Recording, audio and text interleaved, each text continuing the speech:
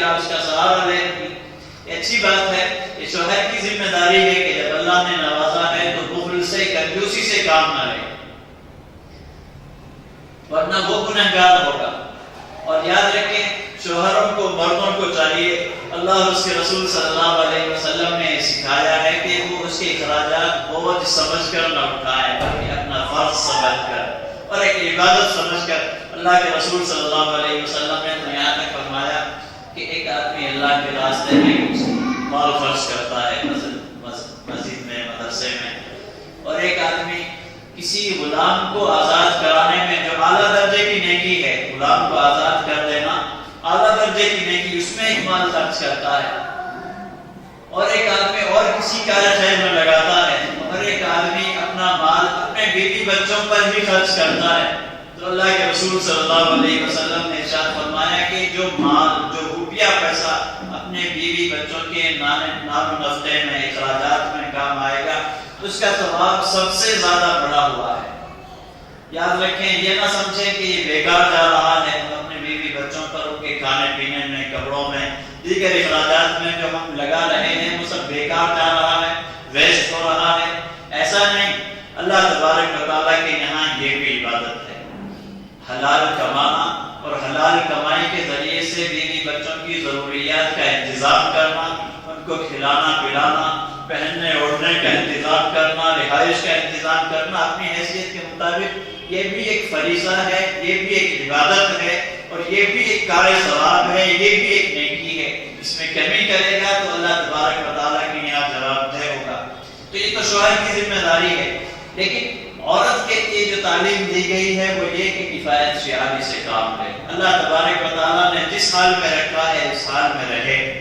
شوہر سے زیادہ مطالبات نہ کرتی جائے شوہر کو زیادہ تنگ نہ کرتی جائے شوہر کو بیزار نہ کرتی جائے. حضرت فاطمہ رضی اللہ تعالیٰ عنہ کی مثال ہمارے سامنے ہے جو سید الانبیاء والمرسلین رسول اللہ صلی اللہ علیہ وسلم کی بیٹی جو دو جہاں کے آقا سرکار دو عالم صلی اللہ علیہ وسلم کی بیٹی سے بڑھ کر کس کی بیٹی ہو سکتی ہے. لیکن حضرت فاطمہ رضی اللہ عنہ کی زندگی ایسی گزری کہ گھر کے کام کاج خود کرتی تھی. فاقوں پر فاقوں کی بھی نوبت آتی تھی. اسی حالت میں ہنسی خوشی اللہ پر راضی رہتے ہوئے اللہ سے راضی رہتے ہوئے اور عبادات میں طاعت میں ذکر و اذکار میں شوہر کی اطاعت اور فرما برداری میں پوری زندگی گزاری. یہ مثال ہمارے سامنے ہے اور اللہ کے رسول صلی اللہ علیہ وسلم نے خود تاکید کی. ایک دفعہ اللہ کے رسول صلی اللہ علیہ وسلم کی بارگاہ میں کہیں سے غزوات میں کہیں اللہ نے مسلمانوں کو فتح عطا فرمائی تو اس زمانے میں غلام باندھی آتے تھے مال غنیمت کے طور پر. رواج تھا پوری دنیا میں رواج تھا غلام باندھیوں کا رواج تھا. غلام باندھی بیچے خریدے بھی جاتے تھے. یہ پہلے سے رواج تھا. اسلام نے غلام باندھیوں کا رواج نہیں چلایا. یاد رکھیں کتنے لوگوں کو یہ دھوکہ ہوتا ہے کہ اسلام دین رحمت ہے پھر غلام باندھیوں کا کیا تصور. وہ پہلے سے تھا.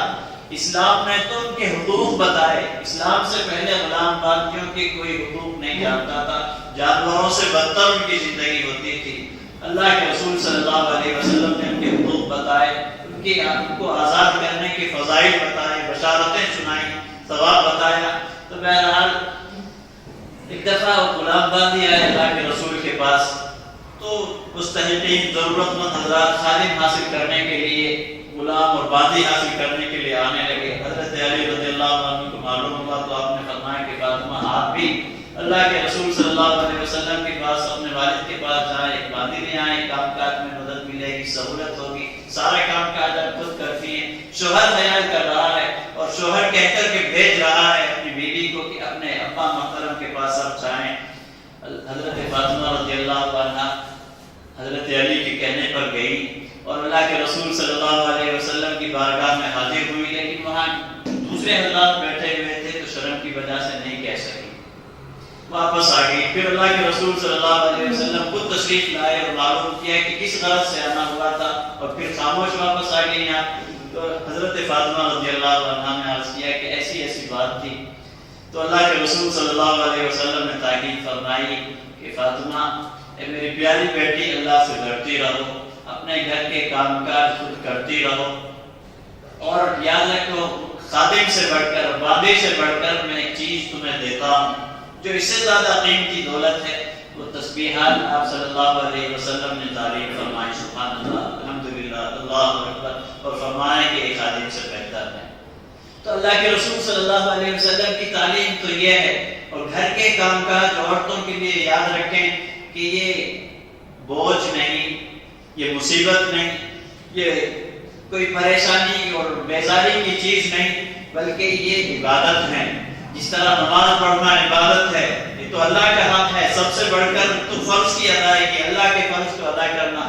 اس کے بعد عورتوں کے لیے جو فریضہ ہے وہ گھر کے کام کاج کی انجام دہی اور اپنے شوہر کی خدمت گزاری، اطاعت گزاری، یہ عورتوں کے لیے عبادت ہے۔ ہر عمل عبادت ہے، روٹی پکانا، چاول بنانا، سالن بنانا، جھاڑو دینا، برتن دھونا، جو بھی یہ گھر میں کریں گی، بچوں کی پرورش کے سلسلے میں جو بھی محنت مشقت اٹھائیں گی، ساری چیزیں عبادت ہیں۔ آج بڑے مسائل یہ بھی پیش آ رہے ہیں کہ کام کرنے کے لیے تیار نہیں، اپنی شان کے خلاف سمجھتی ہے، میں ایسے گھر کے ایسے باپ کی بیٹی ہوں، ایسے گھر کی لاڈلی ہوں، ناز و نعمت میں پلی ہوئی ہوں، میں کیسے میں کام والی ہوں کیا؟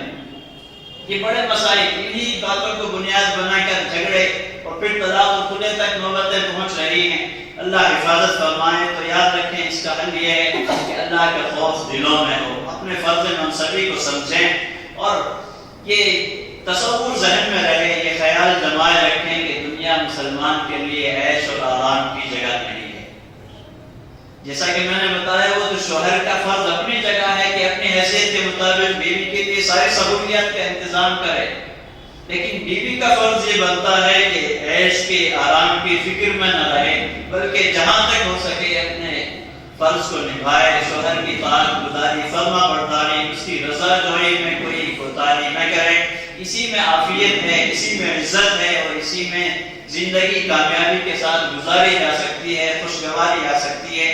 ایک دوسرے کا خیال رکھیں، ایڈجسٹمنٹ سے کام لیں۔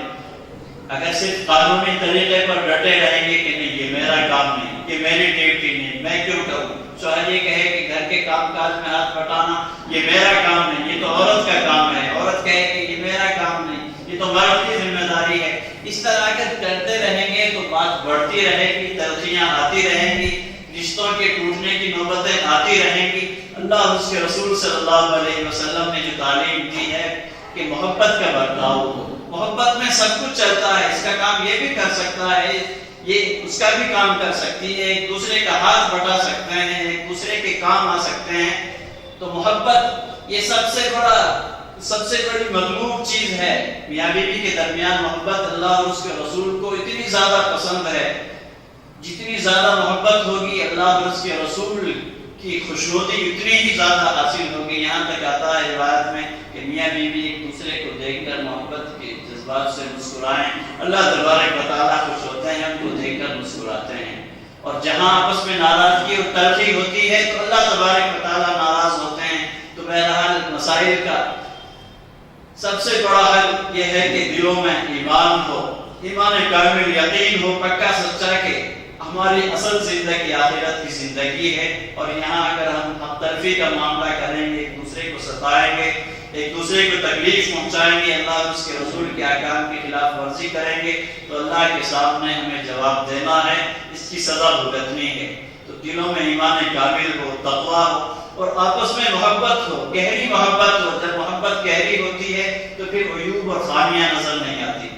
محبت جتنی زیادہ ہوگی اتنی ہی زیادہ خوشگوار زندگی گزرے گی، اور جتنی زیادہ محبت ہلکی پھلکی اور رسمی ہوگی، جتنی زیادہ محبت کم ہوگی، اتنے ہی زیادہ ایک دوسرے کی خامیاں نظر آئیں گی۔ اس لیے محبت بڑھانے کے طریقے استعمال کریں، ایک دوسرے کے ساتھ اچھی زبان میں، اچھے الفاظ کے ساتھ، اچھے آداب کے ساتھ، زبان سے، لب و لہجے سے، ہر طریقے سے شوہر کی کوشش کرے کہ میری محبت بیوی کے دل میں بڑھتی چلی جائے، بیوی یہ کوشش کرے اپنے ناز و انداز سے، رفتار و گفتار سے، ہر چیز سے کہ شوہر کے دل میں میری محبت بڑھتی چلی جائے۔ محبت بڑھانے کے لیے جو بھی عمل ہوگا وہ عبادت ہوگا، یاد رکھیں۔ یہاں تک بھی شریعت نے اس چیز کی تعلیم دی ہے کہ اگر محبت بڑھانے کے لیے جھوٹ کی بھی ضرورت پڑے، میاں بیوی کے درمیان محبت بڑھانے کے لیے جھوٹ کی بھی ضرورت پڑے، اس کی بھی اجازت ہے۔ اور محبت گھٹانے کے لیے، رنجشیں پیدا کرنے کے لیے اگر سچ بھی ہو وہ بھی ناجائز ہے. جیسا کہ ہوتا ہے آج کل گھرانوں میں کہ میاں بیوی میں تلخیاں ڈالنے کے لیے ساس نند یا گھر کے افراد میں سے کوئی اور اس کی بات اس کو لگاتا ہے. بیوی کی خامی شوہر کے سامنے بیان کی جاتی ہے، شوہر کی خامی شوہر کا ہے بیوی کے سامنے بیان کیا جاتا ہے تاکہ دراڑ پڑ جائے. تو ایسی باتیں جو دراڑ ڈالنے والی ہیں، ان کے رشتوں کو پامال کرنے والی ہیں، وہ بات اگر سچ ہو، حقیقت پر مبنی ہو، تب بھی وہ ناجائز اور حرام ہے. ایسی باتوں کی قطعاً کوئی گنجائش نہیں. اور محبت بڑھانے کے لیے اگر جھوٹ بولنے کی بھی ضرورت پیش آئے تو اس کی بھی اجازت دی گئی ہے. اللہ تبارک و تعالیٰ ان باتوں کو سمجھنے کی، ان پر عمل کرنے کی ہم تمام کو توفیق بخشے. ابتدا کی خامیوں سے، برائیوں سے اللہ تبارک و تعالیٰ پوری امت کی حفاظت فرمائے. میں معذرت خواہ، وقت شاید کچھ زیادہ ہو گیا ہے. اب ہمارے مولانا مجاہد الاسلام صاحب قاسمی دامت برکاتہ کچھ دیر آپ حضرات کے سامنے والدین کے حقوق اور اولاد کی تربیت کے مطابق مختصر گفتگو کریں گے. انشاءاللہ تقریباً آدھا گھنٹہ آپ حضرات تشریف رکھیں، اس کے بعد یہ مجلس اختتام پذیر ہوگی. انشاءاللہ نماز پڑھی جائے گی، اس کے بعد انشاءاللہ ظہر کی نماز باجماعت کا انتظام ہے نیچے.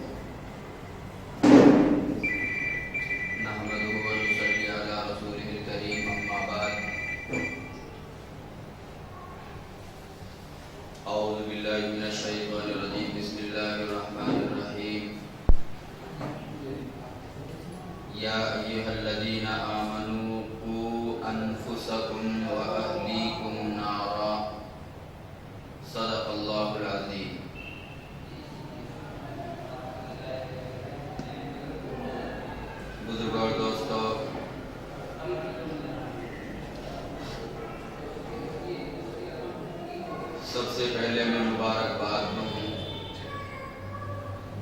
اس ادارے اور ان کے معاونین کو، دامے گرمے سخنے ساتھ دینے والوں کو، جنہوں نے الحمدللہ ایک اچھا اقدام کیا ہے اصلاح معاشرہ کے تعلق سے. کامیاب ازدواجی زندگی اس ادارے کا مخصوص عنوان ہے.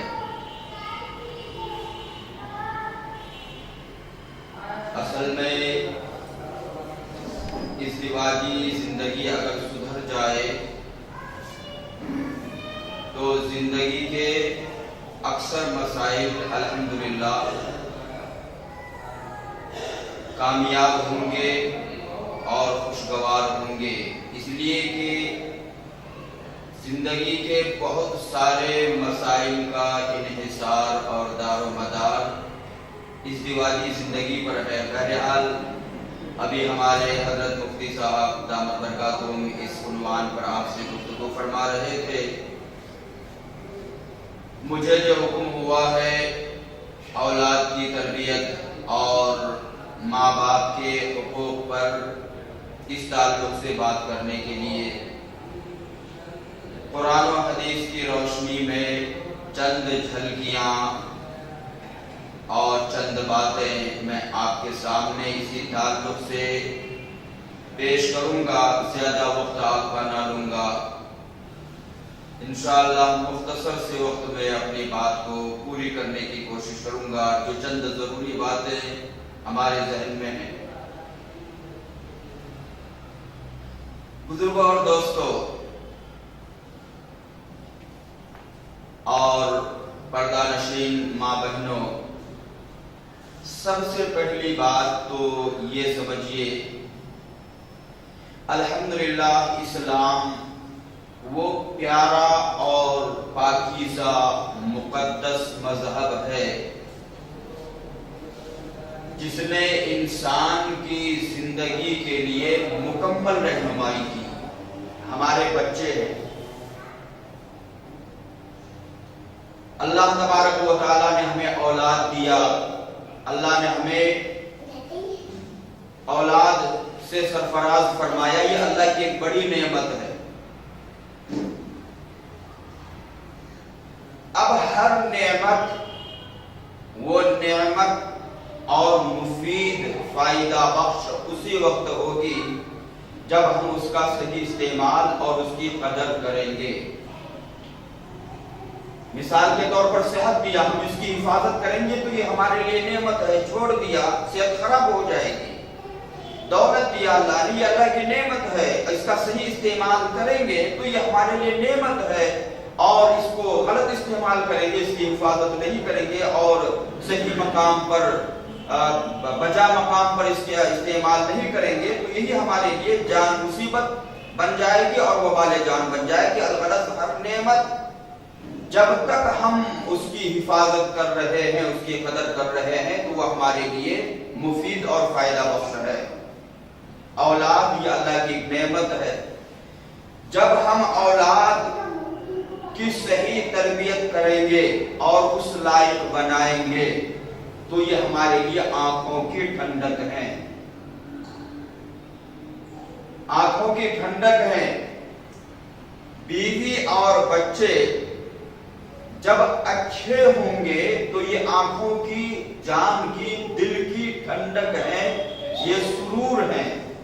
اسی لیے اللہ تبارک و تعالیٰ نے قرآن پاک میں ایک دعا سکھلائی، ربنا هب لنا من ازواجنا وذرياتنا قرة اعين واجعلنا للمتقين اماما. اے اللہ تو ہماری بیویوں کو، ہمارے بچوں کو ہمارے لیے آنکھوں کی ٹھنڈک بنا اور متقیوں کا پیشوا بنا، مقتدا بنا، امام بنا. تو اولاد کی جب صحیح تربیت ہوگی اور ایک صحیح انسان بن کر وہ کھڑا ہوگا تو وہ ایک نعمت ہے، اور اگر بگڑ گئی تو مصیبت ہے.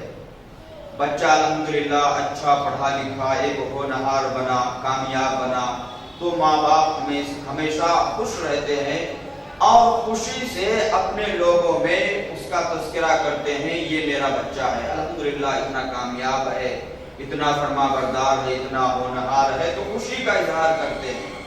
وہ بچہ خود بھی دنیا میں کامیاب ہوتا ہے، ماں باپ اور خاندان والوں کا نام دنیا میں روشن کرتا ہے، یہاں تک کہ علاقے اور اپنے ملک کا نام تک روشن کرتا ہے جب وہ ہونہار اور کامیاب ہوگا. اور اگر بگڑ گیا، چور بن گیا، ڈاکو بن گیا، شرابی بن گیا، خراب بن گیا تو ماں باپ اس کو اپنی اولاد، اپنا بچہ کہتے ہوئے شرماتے ہیں. کون ہے، کون کی ہے معلوم نہیں، کیوں شرم محسوس ہوتی ہے.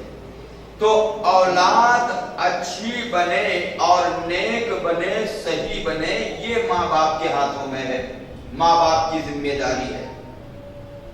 اب اولاد کی تربیت ہم کس طرح کریں؟ شروع سے اسلام نے اس کے لیے نہج بتایا، اس کا طریقہ بتایا، اس کا ایک اسٹیج بتایا کہ اولاد صحیح کیسے ہوگی. چند باتیں اس تعلق سے ہیں.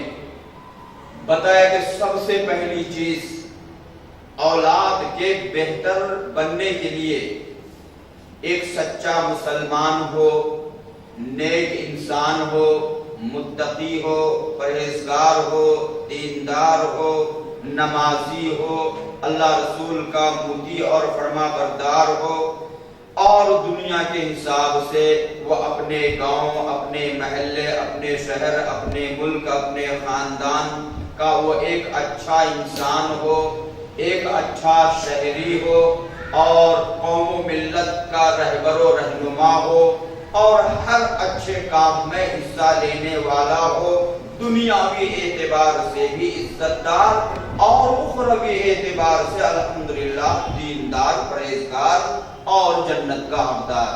یہ اس لائق بنے گا کیسے؟ یہ ماں باپ کے ہاتھوں میں. اس تعلق سے فرمایا سب سے پہلی چیز ماں دیندار ہو، ماں دیندار ہو، کیونکہ اللہ تبارک و تعالیٰ جو انسانوں کو وجود دیتا ہے، ماں کے پیٹ میں بچہ 9 مہینے رہتا ہے، پھر وہ دنیا میں تشریف لاتا ہے اور پھر وہ دنیا کے ماحول کو وہ اپنی آنکھوں سے دیکھتا ہے۔ اللہ تبارک و تعالیٰ کا بنایا ہوا نظام ہے، یہ ہمارے اور آپ کے ہاتھوں کی چیز نہیں ہے۔ تو فرمایا سب سے پہلی چیز ماں نیک، صالح اور دیندار ہو۔ اس کے لیے 2 باتیں، ایک تو یہ ہے کہ نکاح کے وقت دیندار عورت کا انتخاب کرے، یہ پہلی چیز ہے۔ پہلے سے الحمدللہ دیندار گھرانہ ہے، متقی ہے، اچھے لوگ ہیں، نمازی ہیں، ایک تو اس چیز کو دیکھیں۔ یا نہیں تو نکاح کے بعد جب عورت آپ کے گھر میں آپ کی زوجہ محترمہ بن کر آپ کے گھر میں آئی تو آپ ان کی دینی تربیت کریں، ان کو نیک اور صالح عورت بنائے تاکہ وہ نیک اور صالح ماں بن جائے۔ دنیا کی تاریخ شاہد ہے اور تجربات اور مشاہدات ہیں، اور آپ نے دیکھا ہوگا، کتابوں میں پڑھا ہوگا، مائیں اچھی ہوتی ہیں الحمدللہ تو بچے ان سے اچھے ہوتے ہیں، دنیا کے اعتبار سے بھی، دین کے اعتبار سے بھی۔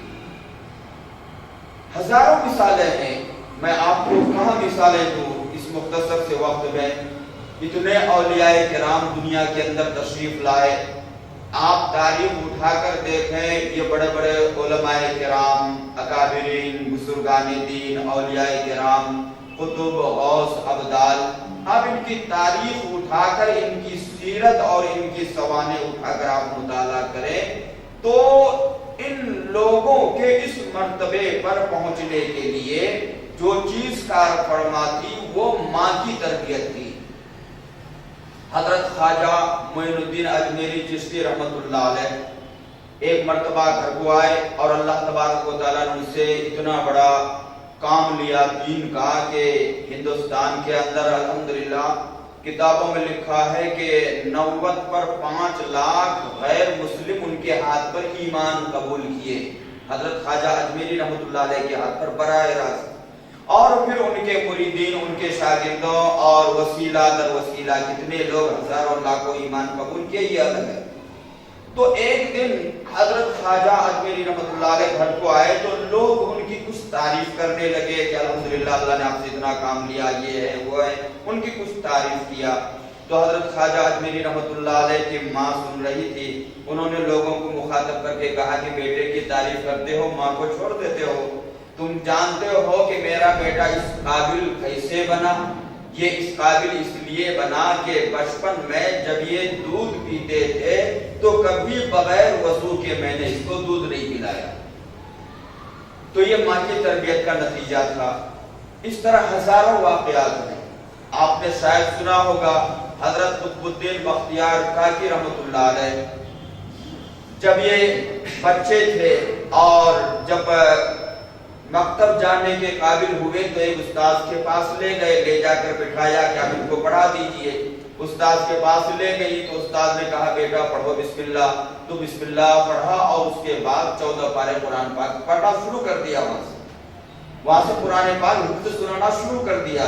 تو استاد تھوڑے سے ناراض ہوئے، میں تو سمجھا تھا کہ یہ بچہ ہے، تم حافظ اور عالم بچے کو میرے سامنے لا کر میرا مذاق اڑاتے ہو، اس کو پڑھاؤ گا، اس کو کیا پڑھاؤں گا، یہ تو خود پڑھا ہوا ہے۔